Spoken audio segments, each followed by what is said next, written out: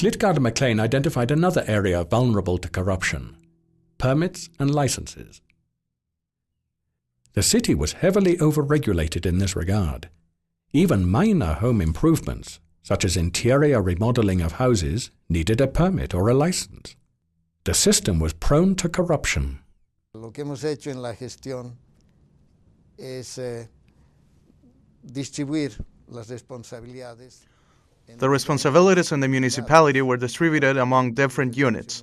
For example, the Department of Urban Renovation, the Department of Urban Planning, the Department for Building Permits. This allowed the functionaries to reduce their discretion in one way or the other, as I detected once, and this may be an interesting anecdote, as I applied the formula of Klitgaard, which worked quite well in reality.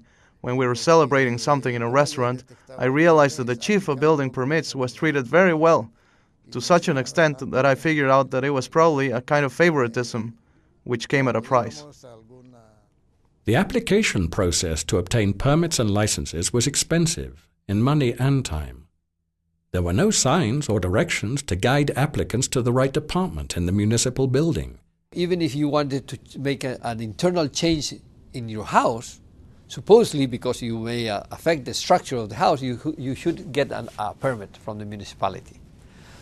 So if you really comply with the law, everything had to go for a permit. And then at the same time, you had somebody who would like to build a shopping mall or an apartment building, who had also to get a building permit. So what happened is that you had huge amounts of permits in line, sort of stack up for months, if not years, before they could be approved. So in order to have your permit approved, you usually had to pay something to put that permit on the top of the pile and have it approved. People had learned that one way to speed up the application process was to use the corrupt services of the so-called trabitadores, or runners.